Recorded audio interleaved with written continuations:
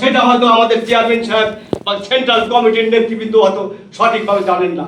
তো শুধুমাত্র ফরিদপুর এক নয়, আমার বিশ্বাস সারা বাংলাদেশে এই জাতীয় পার্টির নেতা কর্মী বিভিন্ন জায়গায় রয়েছে, ছড়িয়ে ছিটিয়ে এগুলোকে সংগঠিত করতে হবে। এখন ঢাকা বারের ব্যাপারটা বলি। এবার আমরা নির্বাচনে প্যানেল দিয়েছিলাম আবুল হোসেন সহ, মোট আমরা 8 সদস্য বিশিষ্ট প্যানেল আমরা দিয়েছিলাম।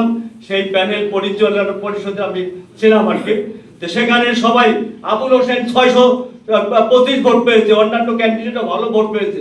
তো প্রশ্নটা হচ্ছে যে শুধুমাত্র ঢাকা বান্ডা, সেখানে একটা টেকনিক্যাল প্রবলেম ছিল, এরপরও আমরা সেটাকে প্রতিহত করে সেখানে প্যানেল দিয়েছি, আমরা ভোট চেয়েছি সবার কাছে।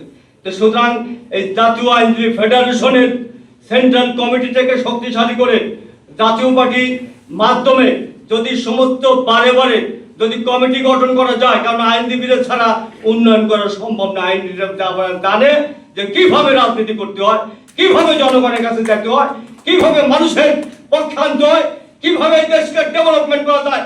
কারণ এই পার্লামেন্ট মেম্বারের দায়িত্ব নেওয়ার মতো একমাত্র যোগ্য ব্যক্তি হচ্ছে আইনজীবীরা। সুতরাং আমার পরিষ্কার কথা, আমরা আসলে জাতীয় পার্টিতে যোগদান করেছি নিজেদের প্রভাব প্রতিপত্তির জন্য নয়। আমরা জাতীয় পার্টিতে যোগদান করেছি বাণিজ্যিক রাজনীতি করার জন্য নয়।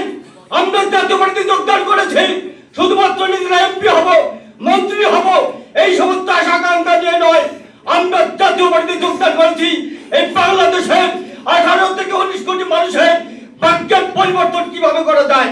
আমরা জাতীয় পার্টিতে যোগদান করেছি যাতে করে রাজনৈতিক কালচার এই দেশ থেকে পরিবর্তন হয়, সুস্থ সুন্দর একটা রাজনৈতিক পরিস্থিতি সৃষ্টি হয়।